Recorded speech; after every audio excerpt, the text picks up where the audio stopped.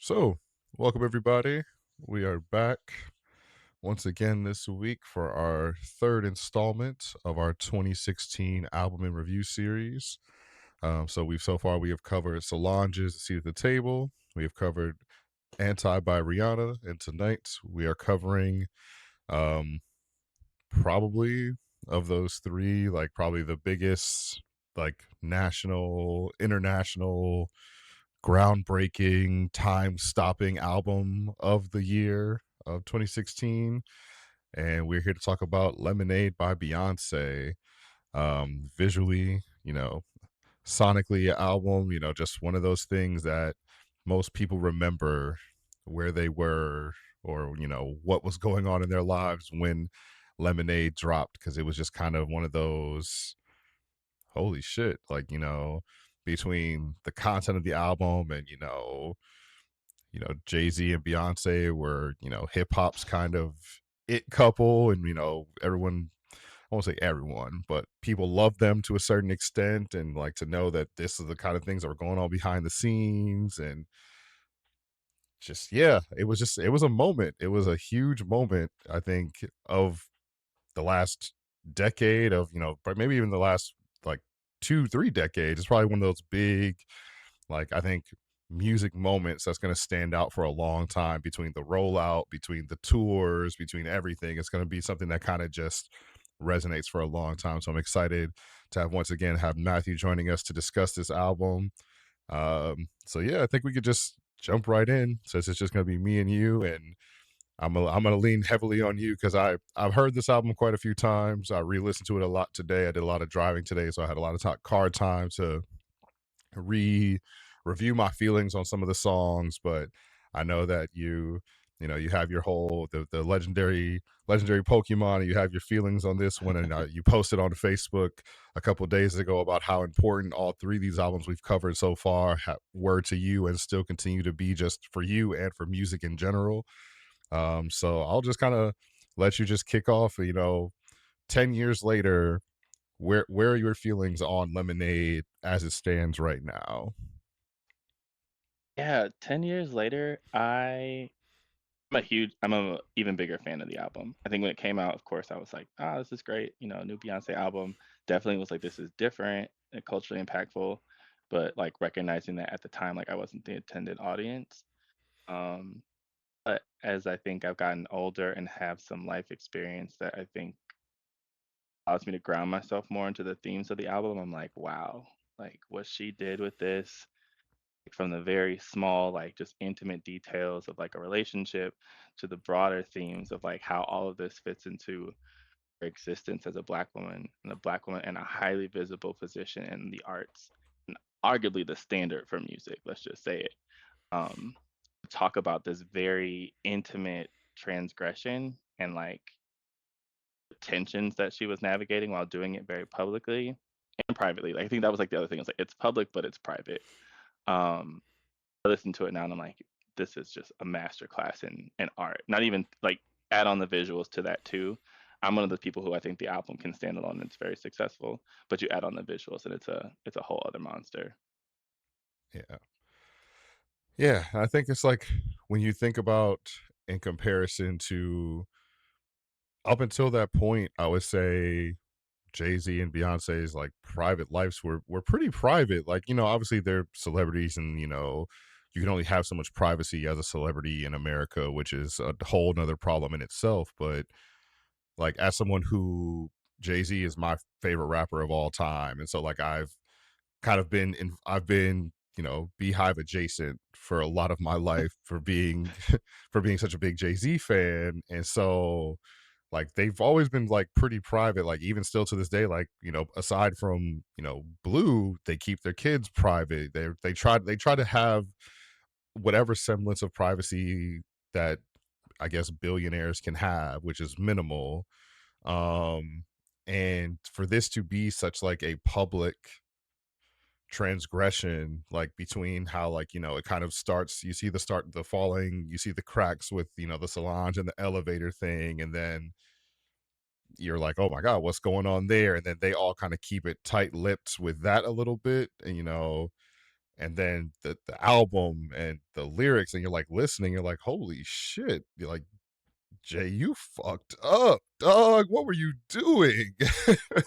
Yes. And so it's I like really like the vulnerability is something that I think stands out heavily on this album, especially when we had not heard Beyonce be vulnerable in that way before, because so much of her career had been pop superstardom, like focused for a very long, like obviously, everyone has vulnerable songs that they scatter in, but like she had been a pop star. She had been the world's biggest global superstar. I mean, still is, but like this was, you know, this was a moment where she like peeled back the layers and was like, I am a human being. Like Beyonce can get cheated on. Like that this can happen, and like I still have feelings about it. Like I don't just brush it off. I don't just wake up and wipe my tears with money. Like I have real feelings about these real life things that can happen to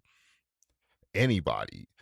And I think that's something that I can truly appreciate. And I also think that it's something that for some people was like kind of controversial at the time, and like not controversial in a sense, but like, people's like, oh, like Beyonce out here singing songs about like single ladies while going home to her married man. And we had like all those kind of jokes and stuff like that, and like all that kind of shit. And so it was cool to like see her like just be open and honest with these people, because she, of all the world fan bases, I think she has, aside from maybe Nicki Minaj, I think Yeah. she she has probably the most like obsessive fan base. And it was like, I think it was like just cool to just see that kind of vulnerability from someone who we never see it from. And so I think I really appreciate that album, and it made me a bigger fan of her for sure. And it definitely made me give Jay-Z a lot of side eyes as a fan of his. So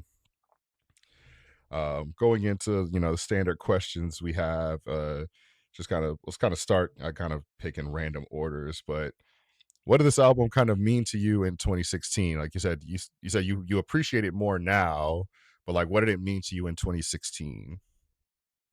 Yeah. Actually, it's funny. My friends and I are just finishing doing a Beyonce bracket, so like we're going through the whole Beyonce catalog. But I was reflecting that during 2016, I was fresh out of probably like at that point, maybe the second most significant romantic relationship of my life. And it's like the first time like I'm on my own, like I'm just trying to do these things. And so Lemonade was one of the first experience I had like trying to make a friend that like just was not in that ecosystem, like trying to not be in that world, trying to really establish something for myself. And so to have the album start to talk about themes that were very prevalent in that relationship, I was like, whoa. I think I was not in my body enough to like really accept them at the time, but like I was there. Like definitely relationship wise, like not I think collapsing all of our experiences, like understanding some of the themes. Um, and then visually, like I'm an artist at the time trying to like reconnect with myself, thinking about like, oh, these are all the ways like poetry can be used, like really trying to reclaim poetry as a sort of misunderstood art form. Like look at it, like you can poetry is film, poetry is visual art, poetry is all of this. So it really was like a wake up call in a way, like kind of sleeping on like all the possibilities that are here. Um, how you can process both hurt from this relationship, but also your place in the world right now. 'Cause I'm also like I'm in Madison, Wisconsin, as we're going into like the first year of the Trump administration. Madison is no longer like Oz of Wisconsin. Like it's very much like, nah, we're racist. Um, and so thinking about all these things that are also present in the album, like, yes, in the meantime, I like to quote from my friend Monique. In the meantime, people are still loving each other, going through all the complexities of that, and at the same time, like Black people are still being Black in the world. So I think I was like, this album and the other two are all really exploring that tension. Yeah, Yeah. So I'm looking at we do have some comments. I thought, I thought people we got some I guess some non-Love Islanders in the chat. Thank you, Silas, for your subscription. I do appreciate that a lot. This is a very hot take to start the night. I don't even know if I want to say Oh, this out loud right oh away. no. Whew, hot take. Lemonade is Beyonce's Bird album. All that and she stayed. I feel like you could say a lot of albums are her Bird albums, and Lemonade would not be one of them. Like we can go back to the first Destiny's Child album. That's a Bird album. Um, I Am is a Bird album. Lemonade's not a Bird album. Feel like we're mixing up Bird. Yeah. I think bird is probably too strong of a word. Like I get like there's anytime someone goes through infidelity and chooses to stay in a certain sense, I guess that could be a thing. Like, people could say like, oh, like why would you stay with somebody who cheated, blah blah blah blah. And then I think it's amplified when you're in the public eye, when you're someone like Beyonce who could arguably probably have any person you wanted in the world. So it's like again, it's like, oh wait, like you can dump Jay-Z in a heartbeat and be with anybody. Why are you doing this? I guess it could be seen as bird behavior in that regard, but I think it's just more complex than that. I think human relationships are just a little more complex in that way. And I think because of like the content of the album, because of like some of the takes that Beyonce makes and the choices she makes with the lyrics, with the songs, I think more about it's less about being a victim and more being like, nah, like this happened. We're going we're gonna figure some shit out, and I'm gonna hold some shit accountable. Shit's gonna have to move and shake, and we're gonna, you know. So I think Bird would be like, that's my man. I'm gonna stick behind him. Kind of. That's more Yeah, Bird thinking. This is more like I'm fucking Beyonce, dog. Like that's kind of more what I see this album as. Like yeah, fool me once, whatever. We all right, fool me again. You're gonna be getting yeah, this baseball bat to more than the car this time. yeah. um, And I think yeah, to your point, to like what you were saying, I think like when I think about the album, like the Jay Z part is obviously the most sensational part, but and honestly, it feels like the smallest part of the album. Like so much of this album feels like Beyonce in conversation with herself, like yeah, spiraling about that very issue. Like, why am I staying? Why am I here? Like, how did I even get to this place? Especially after coming off of self-titled, where she is talking about how much she feels in charge of her sexuality, how much she feels sexy, how much she is trying to stay sexy enough for her man so that, they stay connected. And all of that movement, like becoming a sexually liberated self, then like end up in this situation. And so I yeah, feel like it feels so much less about like, yeah, that's a big part of it. Like I'm exploring through the lens of infidelity all the ways in which I'm questioning how I am one of the most powerful women in the world and still like dealing with all the things that come with being a black woman. You know? yeah. Yeah, for sure. I think it's yeah. I appreciate the album. I think in a similar sense of you said, like hearing it to just today even. I think I appreciate it more because I was able to listen to it without some of the sensationalism that took place when it came out. Because it Mhm. was a spectacle. Like when it came out, it was like it was everywhere. Like we talked about at the end of the Rihanna stream last early late last week, like it was everywhere. People were making college courses about it like in an instant. Like it was I think one of the first like big like viral moments that I remember of people like having hot takes of like, grabbing their little like independent microphones and being like, this is what I broke down from Beyonce's Lemonade Yeah. album. And like I don't remember like people doing that with like other music prior to that. I know people did, but I don't remember like it being as widely accessible as it was, because normally that was, for like these deep albums that were like, oh, I got to break down these lyrical content of like all these things. But this was like pop culture sensational, like TMZ style people were like, these Yeah. are all 900 references you missed in the Beyonce Lemonade album and shit like that. And it was just like such a sensational moment for music journalism for casual fans to like speculate. And I remember the whole "who's Becky with the good hair" and all the investigative journalism, like who is this person, and accusing all these random women of being Becky with the good hair. And like I vividly remember that. So it was, I really appreciated today being able to just listen and like not have all of that drama and just being like, I now know most of the facts, like, the facts that we need to know. I know the facts now. I know how things played out. I know where they are today and where things stand. And so like I could just hear it and just enjoy the music, and I can enjoy like without worrying about Beyonce's mental health. I can enjoy it without worrying about this black family that I, cared about to a certain extent. And so it was like really refreshing to like be able to just listen to the album and not worry about the drama. So I definitely I appreciate it musically now a lot more than I did in 2016. So I think it's really, yeah, it's such a interesting like everything about it. Like it's, you talk about, we talk about Solange and her ability to craft an album, and this is very similar in that like it is so well crafted, like everything like meshes well, everything seems to have a place. There's nothing that seems out of sync, there's nothing that seems out, like nothing doesn't make sense. Everything has a place, everything makes sense in the album and the order that it's in. And I wasn't a huge Beyonce fan before that. I didn't listen to all the albums. Like I wouldn't be able to do a Beyonce bracket for sure. But I really enjoy the album. I enjoyed it then, but I enjoy it now more because I can just freely enjoy it without like, oh my God, I'm so worried about like what about what's gonna happen to Blue and what's gonna happen to all these kids, and like, oh my God, are they gonna break up? Like, and I could just now just like, damn, this is just a really good album. Let me keep losing my phone keeps locking me out to try to remember my all my questions.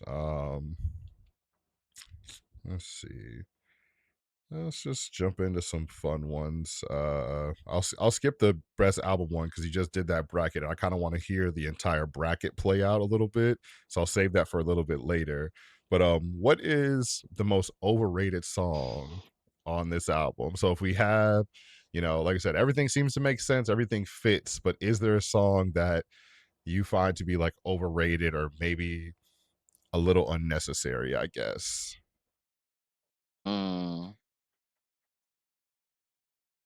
I don't know if I find any song to be unnecessary. I think a song that had a little bit more hype than I thought it might have was Ari.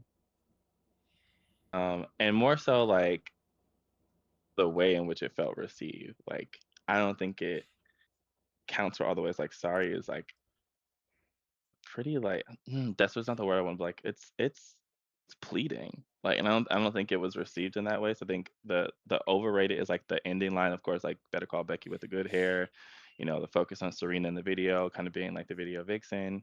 Hmm. Like a lot of this is still like I'm not sorry that I'm hurting you, but also like I want you to want me. I want you to come back and get me. So I felt like the deeper parts of the song, and I use that loosely because I don't want to call it cheap, like super publicized and not like I think the very intimate vulnerabilities of the song. Yeah. Yeah, I think sorry is a pretty good pick. I think the one for me, if I had to pick one, and it's funny that I've something that I've been kind of processing and dealing with through some of these revisions and some of these looking back at this is I think Freedom Mm, is an unnecessary song. I feel like it is like it's cool for what it is. But I don't I could give or take Freedom. Um and I'm thinking it unfortunately it probably has more to do with like I think the hype of it being a Beyonce and Kendrick Lamar song maybe than yeah. the problem of the song itself. Like maybe I just expected more. And yeah, and friend Renee says it should have maybe been on another project, and I kind of agree. Like Mhm, I think the Beyonce and Kendrick song from uh Renaissance is mhm, 1,000 times better.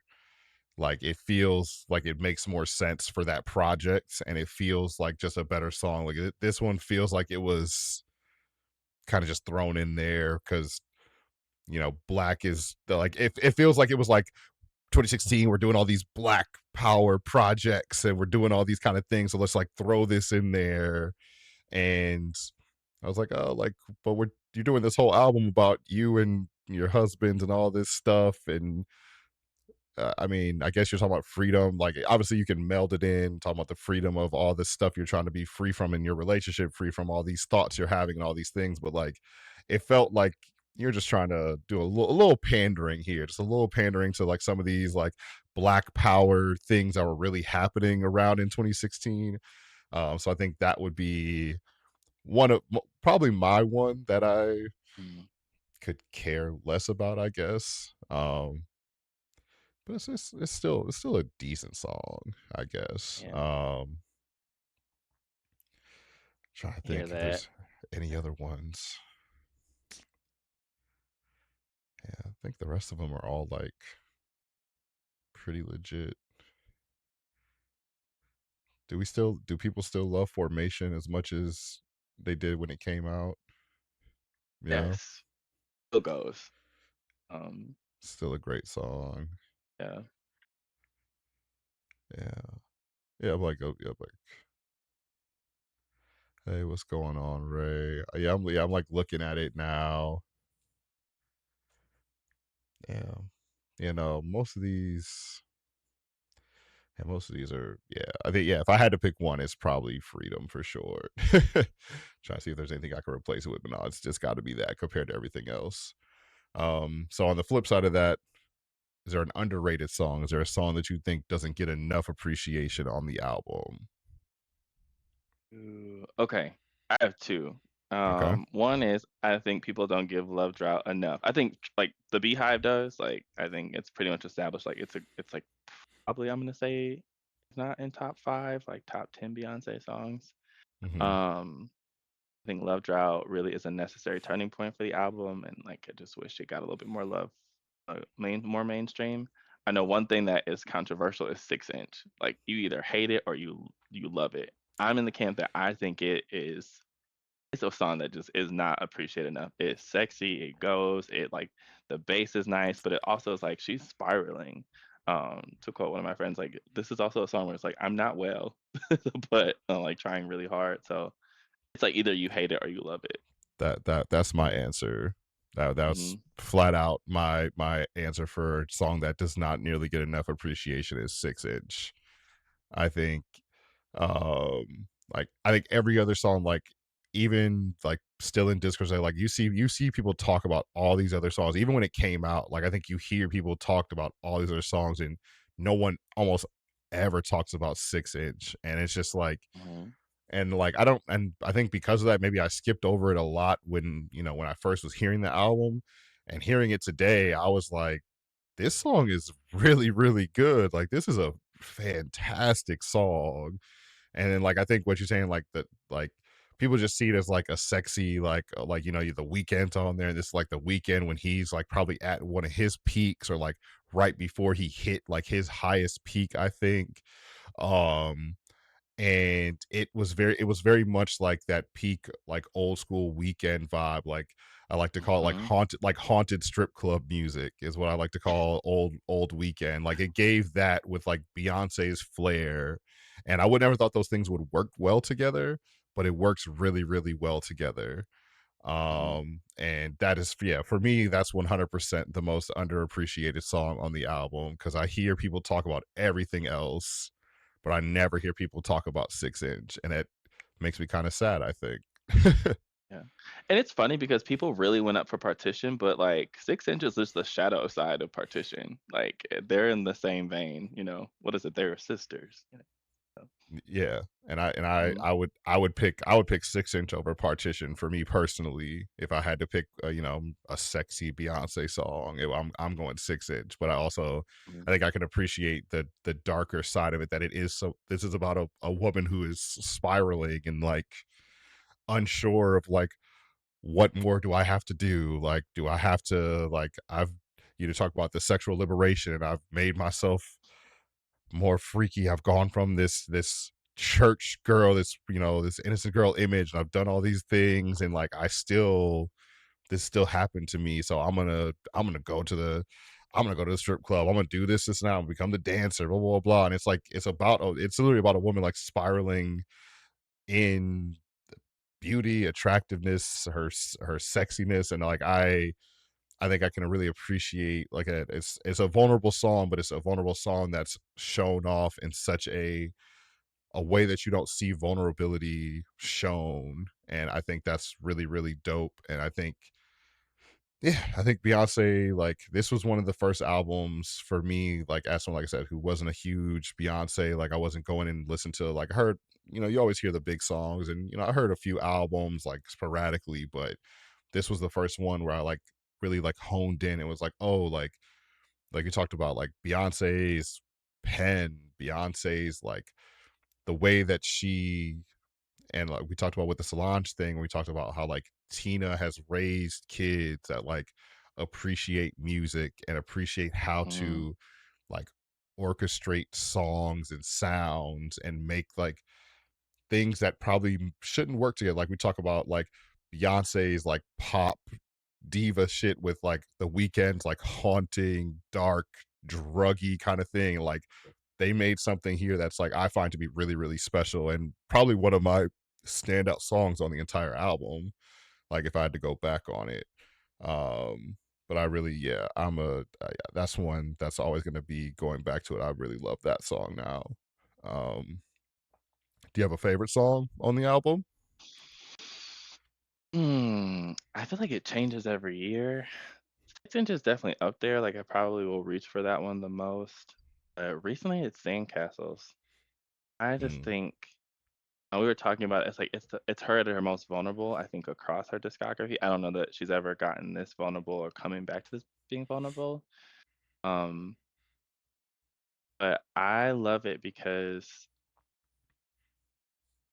even, like, different from just talking about, like, I'm hurt and also, like, I'm willing to, like, forgive this, he really goes into, like, there's shame in this, like, there's shame in going back on saying, like, "I would leave if you cheat on me," and, like, here I am being like, "Nah, that's not gonna be it," and I gotta think about how Imma explain that to the world, to my family, all this stuff, and, like, I gotta accept, like, that this is what I want. yep. Just a complexity to the song that, like, I think listening to at this point, in my life, I'm like, "Dang, that's heavy. It's really heavy," but you're weighing everything that has gone into this union, um, and, like, having to make the decision that is gonna have people call you a bird, you know? So, um, I think I love that song. Yeah. And I think like and you think about the run of the songs, like you go from like even like if you go back to 6 inch, like I wouldn't include 6 inch in that run, but like you go Daddy's Lessons, Love Drought, and Sandcastles. Like that's like three pretty vulnerable songs like back to back of like explaining kind of how you get to sandcastles. Like I think Daddy Lessons and Love Drought are explaining how you get to sandcastles, and like Mhm. it's really like heartbreaking, but also like I think there is a sad beauty in like second chances. There's like a I don't know. Like we obviously want like I was actually it's funny. I was just seeing like an Instagram ad popped up about that I keep forgetting what it's called, but like that Japanese like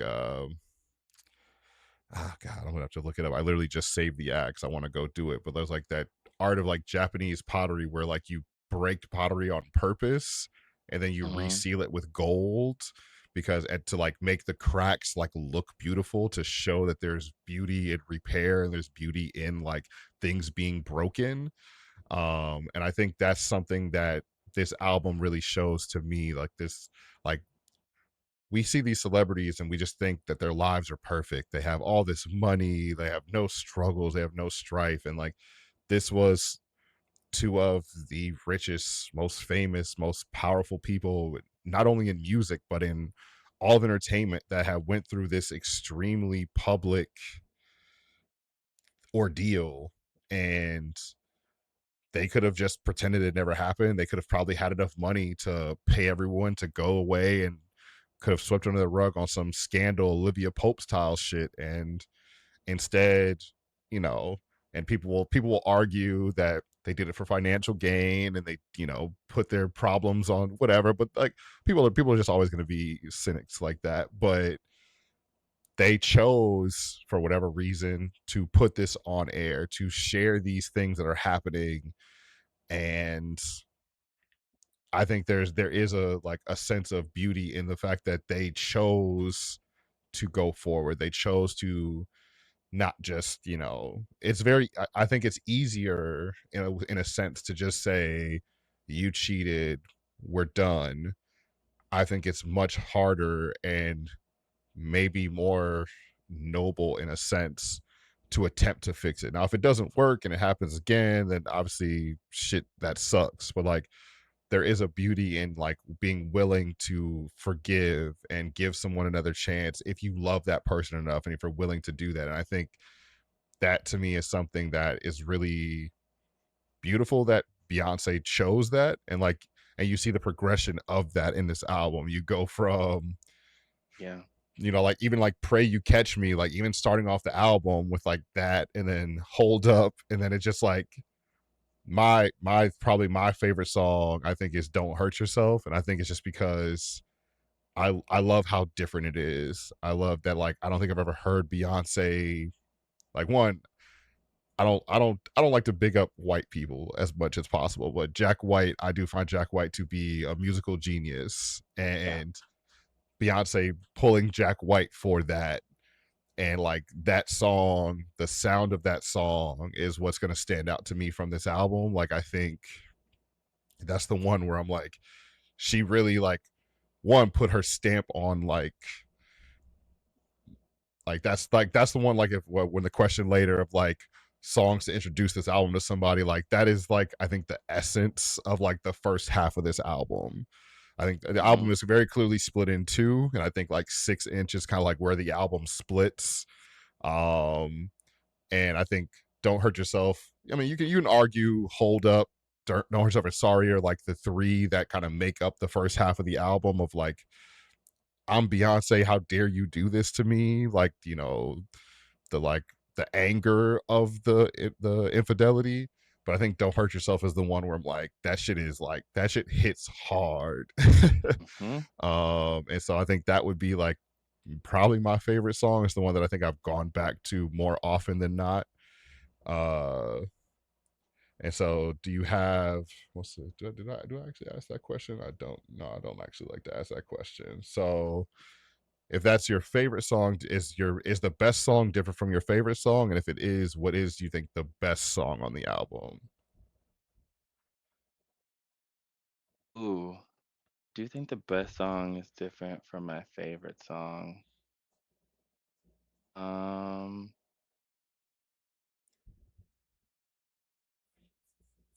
I might give it to okay. This is where it gets complicated because I think much like Anti, there's just so many different sounds on this album. So I think the Hmm. best song comes down to which sound you're gravitating to. I think in my head, I want to go Love Drought. I think there is a traditional R&B, like that's always going to be kind of where I hone to. Yeah. Also, just the way she like floats on that track, I think is, classic Beyonce. It's also like I appreciate that part of the album, like where we're going. But I think that also Daddy Lessons could be considered the best song on the album. One, because of the genre bending power of it. We do some rock before, but she's done rock before. I think like Daddy Lessons is like very squarely something different. Hmm. Um, also what it opens the door to, because I think that's where we get to like Lemonade is also marking a change in like Beyonce's relationship with white America. Like, Mhm. not only did we enter this album with like Formation and they're like, what is this? To Daddy Lessons, now I'm coming into country music because I said I can. Yep. Like, I think in some ways I would give it to Daddy Lessons because it really is it's a risky sound. Also very much what you said earlier, that like that song run, I would put 6 inch to that run because I think like 6 inch is like, I don't know what to do anymore, so I gotta go back to Mhm.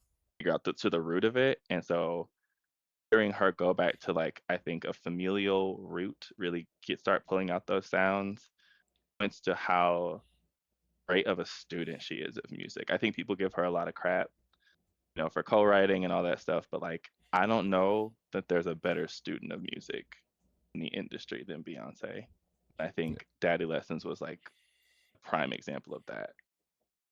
Yeah. I think this is I do agree, like this is kind of the big turning point of Beyonce's, like I wouldn't have said of the relationship of white America, but I do think that's exactly what it is. Like this is where we see that switch. We kind of like you see the birth of like you see the birth of Renaissance in this album. You see the birth of Cowboy Carter in this album. You see like her, like we talk about going and pulling Jack White. You talk about pulling like the Weekend, and you see we still have like the R&B touch with like Love Drought, and we have like all these little different types of elements of all these sounds. And Daddy's Lessons was like her kind of like it was like fringe country, I would say.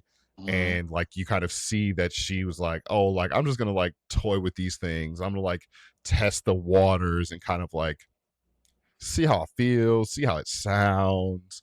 And you got like I think this is where you really see that like the student of the game, like you see that she obviously always understood that like we had these sounds, we had these abilities, and she had these abilities to like touch these genres and to be a part of these different ways of creating music. But I think we live in a world where the industry wants you to be in a box. They want you to be a mold. They want you, like Beyonce, you've gone from Destiny's Child and now you need to be this pop star. You need to be this hit maker, like starting off maybe bubblegum a little bit, and then you could go sexy once you get to like Partition and things like that. But you still need to be making these hit pop songs. And then you get to this album and it's like there's nothing like you have like I guess like Hold Up, people might say it's like a breakup pop song, I guess. But there's nothing like super poppy on this album. There's nothing where you're just like, oh, this is her trying all these new sounds, all these new genres that she's played with maybe in the past, but she's like committing to them more in this album. And you go like you have the formation, and even in the album, like in the videos, like specifically, I think you see where she's actively trying to create this like aura, I guess is the right word, maybe. mhm, I don't know, but like she is like redefining that, like, oh, I've been in this the eye of America for damn near 30 years. And I've seen the good, I've seen the bad, and like now I'm going to reclaim myself. This is like I am going to take this bad thing that happened to me, and I'm not going to let this be the thing that happened to me. This is a thing that happened, but it is not me. I'm going to reclaim who I am. I got formation, I got this, and I'm going to take what I want now. I'm going to take these mhm, sounds. I'm going to take these situations and these experiences, and it's not going to be things that happen to me. There's going to be things that happened around me, and they're not going to be. I'm not going to be a victim. And I think that that's really powerful in its own way. And I think you definitely like saw a very stark change in her sounds and even her audiences and the support she would get, because she's not America's pop princess anymore. And obviously, she's older, so she shouldn't be a pop princess at 40 anymore anyway. But like we're Taylor kind of like Swift, yeah. you're right. And so we're just like seeing so many new sides in this album. And I think the vulnerability kind of opens that door, but then you see that she like chose to kick the door down herself. and there's something really powerful in choosing, I guess, a moment of despair to reclaim some of these things, and I really appreciate that. And thank you so much for the subscription, Ray. I appreciate that. Going back to checking out the chat a little bit, they said 6 inch versus partition is a really hard decision. Yeah, I think they're both great. I like both of them, but I just like, I guess 6 inch is more fresh in my mind because I've heard it like three Mhm. times today, so I really enjoy it a lot. Um, yeah, so vulnerable, showing all the sides of healing and breaking. Definitely, I think that's something that stands on this album. And Reyes also said, when this came out, she was voicing a lot of normal things that women who go back to cheating spouses go through, and Mhm. I think that's important. I do think we see people who talk a big game. Like, I think that's one of the things that I think is important about this album. And, obviously we never want to normalize cheating. You don't want to normalize infidelity, but it does happen. And it probably happens a lot more than we even know about and we want to talk about and want to admit. But for her to openly discuss, like, in her, like you said, in her head she's talking about all these things, like it's a conversation with herself. Should I go back? Why should I go back? Okay, I am going back. Here's the reasons why I'm going back. These are all the things that people who have been cheated on probably go through every single day, like whether they choose to go back, when they're like, if they're separated and are just debating whether or not going back. And I think, like I said, for someone so powerful and so rich and so famous and so like obviously like beautiful and attractive, and like to say to, for normal people, I not, Beyonce's a normal person. We're all normal people, but like for us normal, regular, not billionaire people to like see that, it's like, oh wait, like damn, Beyonce is, she obviously has some advantages and things like that, but she has to go through some of these same things. Though she has these insecurities that I do. Like she sees the like, damn, Beyonce got cheated on. Shit, I got cheated on. Like, oh man, I've some of these thoughts in sandcastles. I've had some of these thoughts myself, and like, Mhm. I think it's really really cool to have like an album that like you people can connect to with an artist as big as that, because you have like some big artists where you can't do that. Like you can't sit there and say like, "Oh, I connect to this album because I've been through some of these things." And like this is an album where like there's so many people that can connect to it. And I think that's like, that's a credit to her, cuz like, how often are you seeing like, "Oh man, I really connect to this."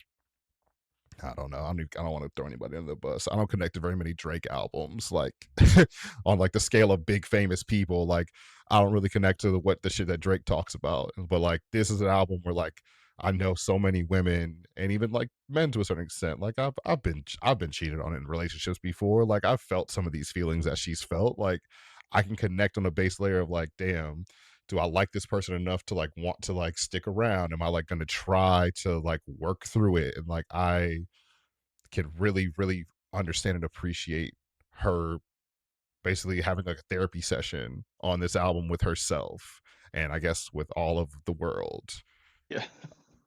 which is crazy because I don't want my therapy sessions to be leaked to the world. That'd be fucking awful. But kudos to her for being brave and bold enough to be willing to do that for us. And I'm sure there's a lot of people who found a lot of healing in that, and that's also dope in its own way. Um, all right. So I think I really want to leave that. I want to leave the best album question because I really want to hear this bracket. Um, why do you think this album is so important to Black culture and or music in general? Mhm. Um, Black culture and music in general, starting for just purely music, I think it's the diversity of sound and a very intentional nature of including these sounds to tell this story. Um, I think what is clear over the past 10 years is that like is a very localized artist to the South. What does it mean to make albums that consistently talk about an experience of living in the South? In that that's where the majority of Black people in the United States live. I think with the history of music and culture, that's like an epicenter of it. To birth a sound out of that to talk about an issue that then kind of goes worldwide. Um, I just think is really important. Um, I also put this album sort of in like the lineage of like Miseducation, Velvet Rope, those types of albums. Like it's a, I think it could be considered one of like her magnum opus. I could hear people say other things, and I would not fight that. Um, but it is sort of like a turning point. Like, are you going to continue to mature as an artist? And I think it's an incredible way to say yes. Like I am. There's nothing that about this that's going to say that I'm going to slow down anytime soon. And I think it's a good way of aging as an artist. So I think it's important for people to see. We'll talk about a lifespan while still making like relatable music, but like advanced music. I think one of the things we talked about is like she definitely took Prince's advice about learning to play piano. Definitely shows training her ear to different, collaborations. I think was much more prevalent on this album. So I think both the cultural background, sort of musical roots, and like how to how to age as a pop star, kind of break up, I think, the norm of aging is super important because like it's great. Like yes, like they're as a 22-year old. I'm not gonna relate to all this. I'm in my 30s, like there's something to like map this out with, you know? So I think she left a good blueprint for folks to work through. And I think the same can be said for like Miseducation. It's gonna be a timeless. I think Anti we talked about it's gonna be a timeless album that people can return to and have some sort of roadmap to work through. Yeah. No, I think that's something that I didn't think about it in that way. But I think providing a roadmap to maturing as an artist, I think is something that this album definitely does. When you think about how many how many of the pop stars from like the birth, like I don't want to say the birth of her like career, but like let's just say like we'll call it 2000. I know she started like 96 with Destiny's Child, but let's just say 2000. Like how many pop stars from the 2000s would still be able to make an album in 2016, so 16 years after they're kind of like fresh and getting all the love and fame, of their youth. They're in their early 20s, they're the hot new thing, and will be able to make an album in 2016, 16 years after their debut or whatever, that would still be relevant and still be important. And if you look at her like contemporaries from that generation, obviously there weren't a whole lot of black ones at the time, and unfortunately, I think the only one that people would argue often did unfortunately have to pass away with Aaliyah. Like that's the one that people would like tend to argue, like, oh, if Aaliyah was around, like she would have the same career Beyonce would have, and things like that. And I don't want to get into that argument because I get too Yeah. sad whenever I talk about Aaliyah, so I don't want to get into that Yeah. conversation. But comparing her to her white contemporaries, like you have the Britney Spearses, the Christina Aguileras, like the people of that, none of them made it in that.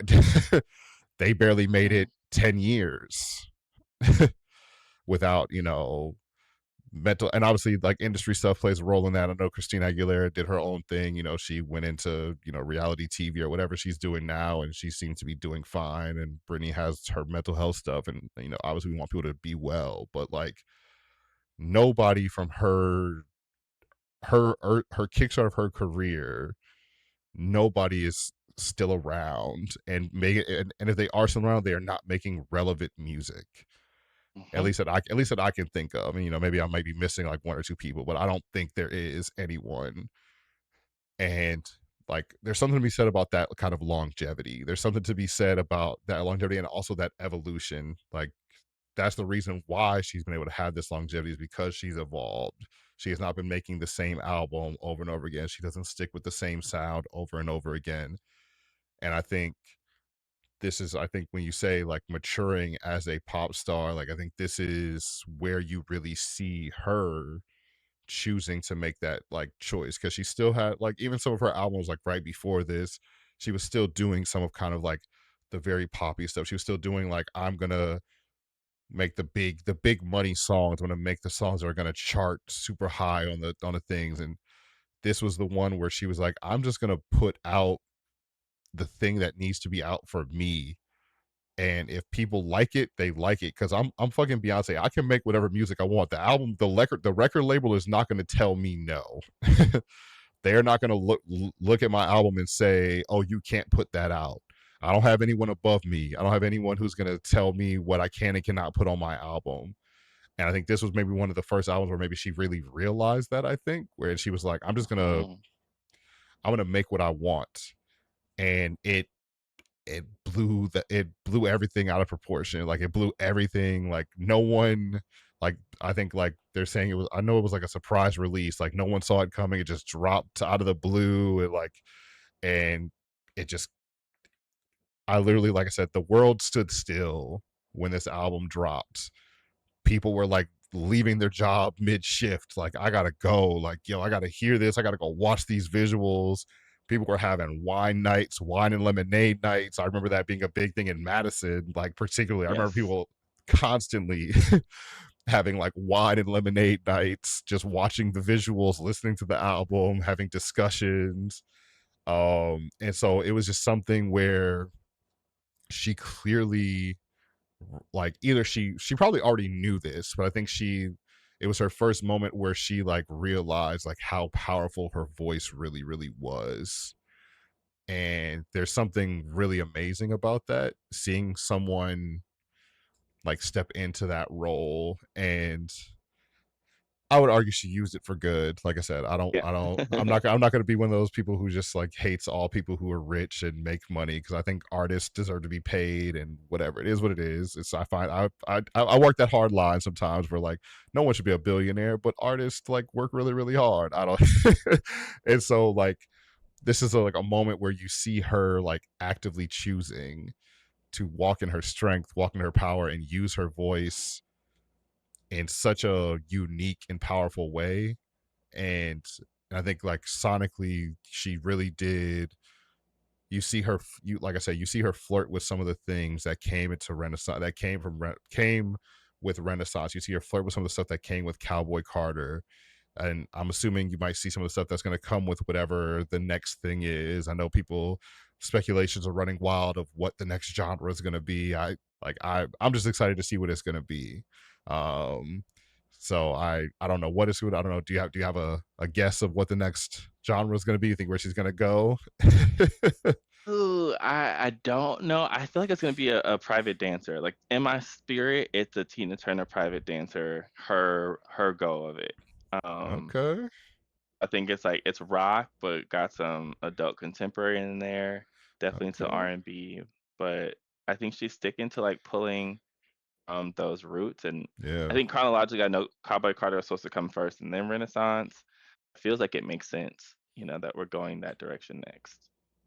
Yeah, I know some people thought like she might do like a rock album, and some people were like, I'm all for it. I'm all for this genre exploration. I wish that more artists would do that. Like I think as someone who was I think genre shy even with my listening choices growing up, I'm really enjoying like seeing artists that I like dabble into these genres that I'd never cared for or tried to listen to, because that's a way to bring me into it because I up until I mean I still probably do. I'm not a country music person. Country like it sounds like chalk nails on a chalkboard to my ears.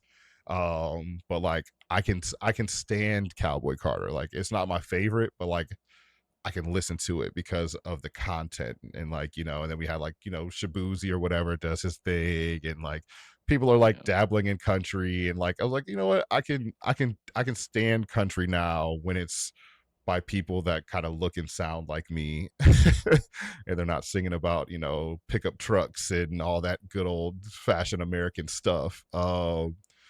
But yeah, I think like it's just I really like how you put like the maturing as an artist and showing a blueprint of how to grow up and change your sound and be willing to adapt and evolve because not a lot of artists do that. We see so many of our artists throughout all of history, like, and even not just in music, like we talk about like the black authors that like die broke and penniless, and we talk about so many like musicians that die with no money to their name because they were not able to continue success musically, or they weren't able to adapt or evolve. And obviously Beyonce is not going to have that problem anytime soon, but like I hope that this does become kind of like a model or a blueprint for people to realize, like, hey, you have to experiment, you have to try new things, you have to be paying attention to, I hate to say the algorithm, but you got to pay attention to what's popular, what's out there, what's happening, and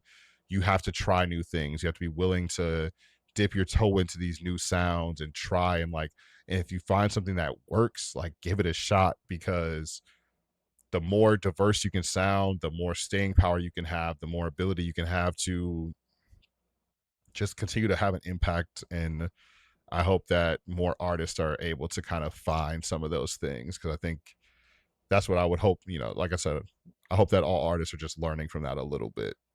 Um, Mhm. all right, let's see. I think we're down to like two more questions. That looks good. Yeah. So, if you had to introduce this album to someone who had never heard it, what are the three or four songs? I know you've heard this question now three times for three different albums, but what are the three or four songs you would pick to introduce this album to someone? I tried to prepare and they all change, of course. Hmm. Don't Hurt Yourself, Daddy Lessons, Love Drought, and Castles. Yeah. Okay. Mm. Okay. Enough to give enough of like a range of the story. Yeah. Um, yeah. Yeah. I think it's important. I would agree that leaving off Formation, like, it's a tricky one, but I think it doesn't tell the story of the album. Like, it's a great song, it's important in its own right, but it's one of those, it's kind of like Freedom in its own way, where it just is like it's a standalone item of this album. Like, it doesn't tell the story of the album. So I think a lot of people like, if I ask this question to, I think a lot of people that aren't like, a music scholar such as yourself, I think a lot of people just include Formation because of how important and big it was, and like the Super Bowl halftime show and all that stuff. But like, I agree that that's one that should be left off. Yeah, wow. Um, I think for me, I feel like I just have to include Hold Up, because I just think that it's just like it.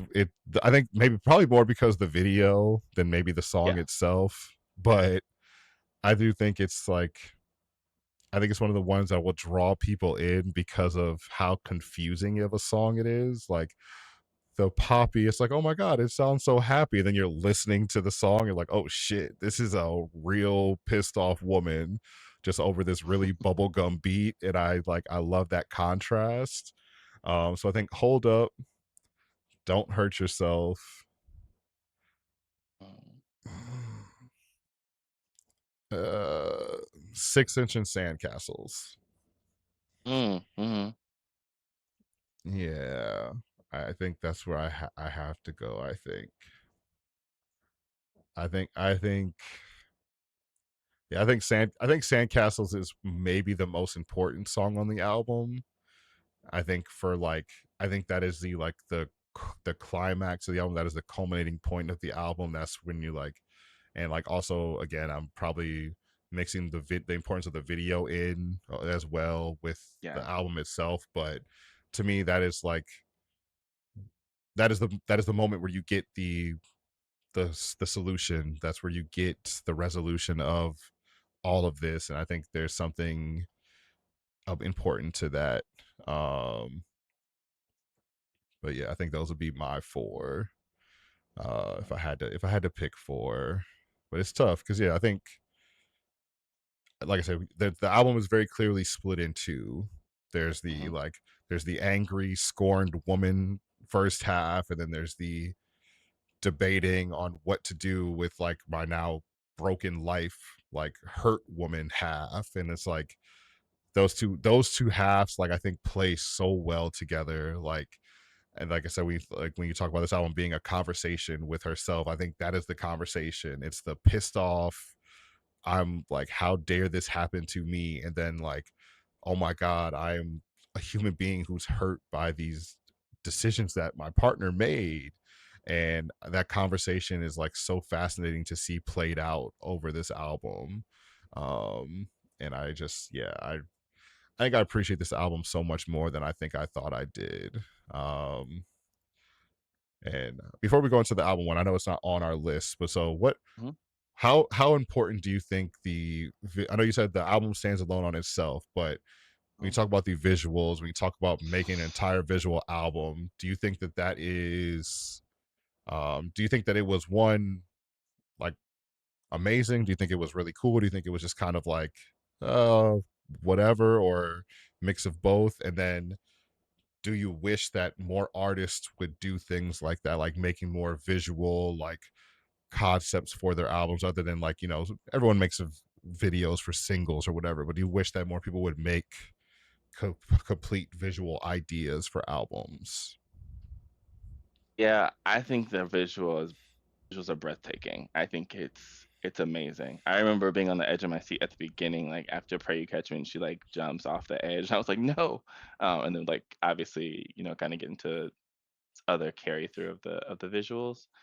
Um, I do think like she's the last of like a dying breed of artists. Like having seen the Michael movie this year, I'm like, not enough artists take risk with doing visuals that push the boundaries of the art form. If you're visual, I think so many artists have gotten comfortable making music videos for purely sex appeal or just like, this will trend and not something that's going to make people stop and think and rewind and like be curious about all the decisions being made in a visual. Add that with like Shire's poems that are like carrying us through the visuals. It's it's just it's an experience. And then you it's almost like 2 separate listening experiences. Like, I know a lot of people are like, they prefer the visual album over the audio just the purely the audio album. Hmm. I definitely get it because also seeing this body go through all of these emotions. So, like, there's a periods where, like, the body is contorted, she's in all these different outfits, we're bringing in other people. Um, I think it's amazing. I could gush on for days about it, and I will try to stop myself, but I do think more artists should push themselves to be making these sorts of projects. I think Janelle Monáe is another one who like the emotion picture, Dirty Computer. Hmm. She's another one who's like pushing the boundaries of visuals. I think Solange, in her own way, definitely pushes the boundaries. Where I'm like, oh, you live in Narnia somewhere, but I'm so glad that you show us where this is at. So I think a lot of artists would benefit their own development by trying to visualize their work. And if they like, I can't visualize it, probably tells you you should be doing something different. Yeah. Yeah, I agree. I'm not someone, I agree that they're two very different experiences. I don't prefer one over the other. I have not watched the videos in a very long time. I've not watched the film in a very long time. But I remember like being like stunned. I remember like the visual nature of them, like even just like from like a technical standpoint, like the colors in the colors, like the risks that were taken with like how like with the outfits, the contortions, like how they did everything. Like I just remember being like, does Beyonce have like a future in like directing like feature films? What is like why are these people so damn talented? What is going on? You're just supposed to be good at singing. Why are you also good at making movies? I don't like it. Stop being so damn good. But yeah, I think they're two distinct experiences. And I agree that I think more artists should do things like that. I think I haven't seen an artist in a long time. Like I think we had like I know like Childish Gambino and Rihanna did like the Guava Island, which was basically just like a really long music video. Like that was real. I really enjoyed that one, but that was like obviously more of a film than this. But Mhm, like it's been a long time since I've seen an artist like do like a legit visual album that was like good. That was like these aren't just a visualizer. This isn't just like separate little music videos that you could watch. Like this was a film. This was like mhm. I think the last one that I remember prior to this, and I know we're not supposed to be for talking about it, was like Kanye did one Yeah. um about like when he was talking about like his alcoholism when what album was it? Wow. Like I forgot what album it was, but he did a really, really like really cool one. Um when God, why am I forgetting the fucking name of the album? I'm so tapped out on Kanye, I'm blanking on the album. The one that had power on it. It's been so long. Oh my god. But yeah, so he had like a really like an incredible like short film that was like 30 to 45 minutes long that was like all about his struggles with like alcohol and like it was like really really cool to like watch that and like listen to the album and experience the album through those things and like I know Childish Gambino, he dropped his album and he had a script in the album that like there was no visuals, but he had a whole script that you could like read that went with the music. And I was like, oh, that's really, really cool. But he's obviously in that world, so that makes a lot of sense. But more artists need to push themselves into these different lanes. We need more artists who are like I think an artist who has a potential, like obviously not to be as big as Beyonce, but an artist has potential to kind of push into that. I think SZA, I think Yeah. her songs and like some of her content, like especially with her weird bug shit she has going on. Like I think she has like the potential to really like dive into some of those things. Like some of her music videos, like especially for the SOS, like the Lana Deluxe stuff, like the video Mhm. for Drive was like so cinematic and we like seriously, she has that potential. She obviously you could tell that she's thinking like a little bit ahead, but I think she'll maybe get to that point.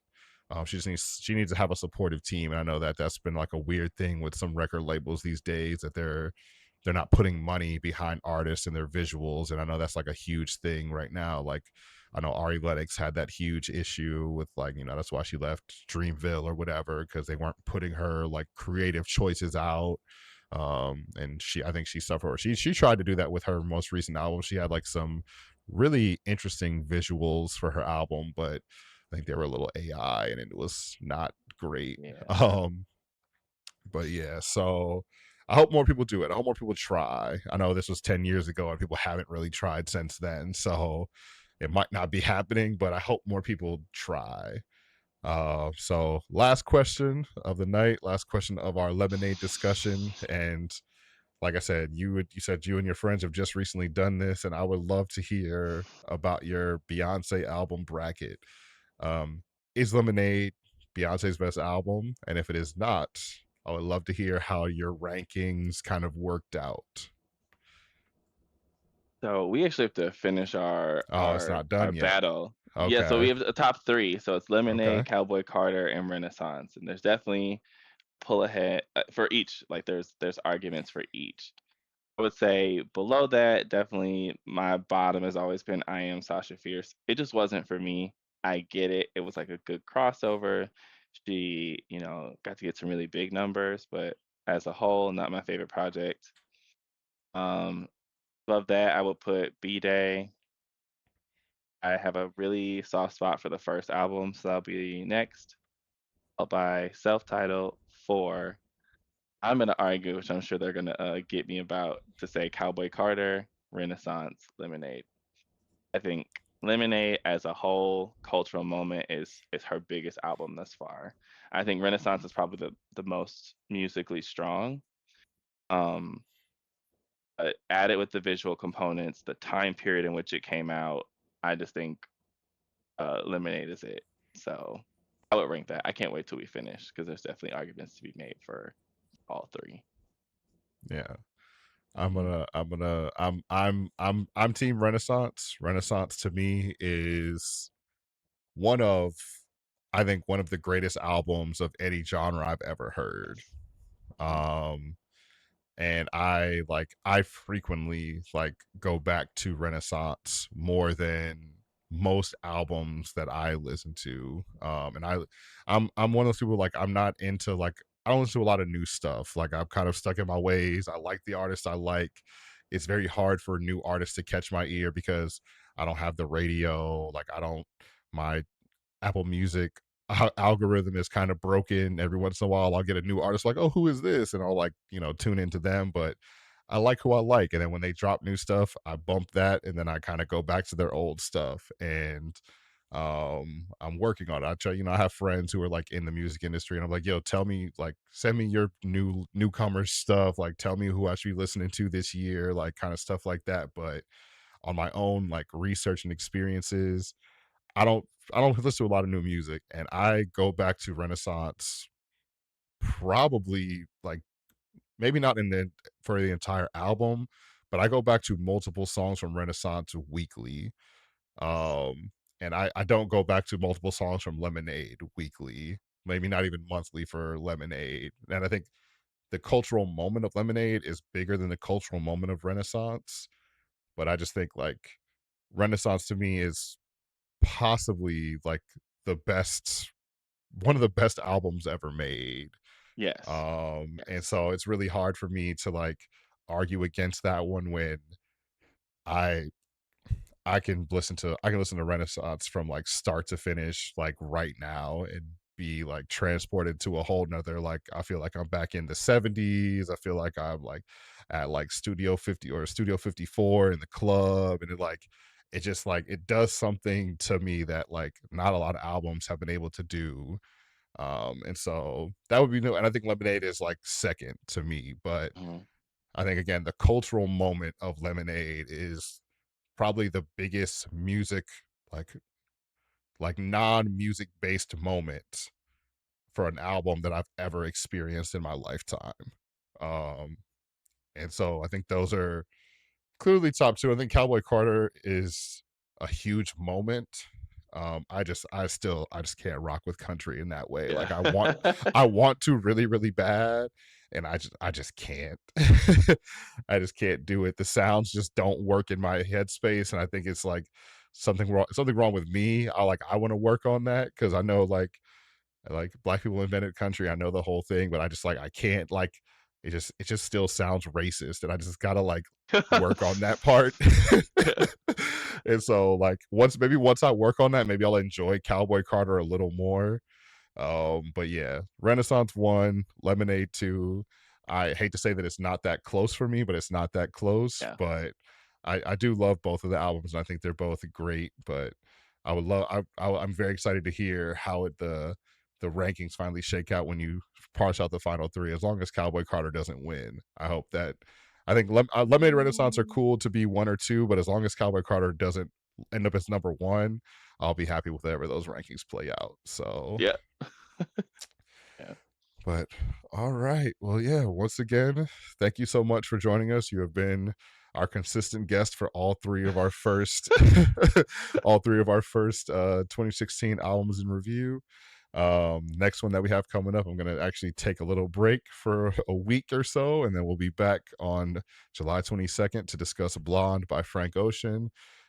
Super excited for that one. And then gonna figure out what the next couple ones are from there. I think we might actually some people have requested doing some 2021 albums, doing some 5-year albums in review.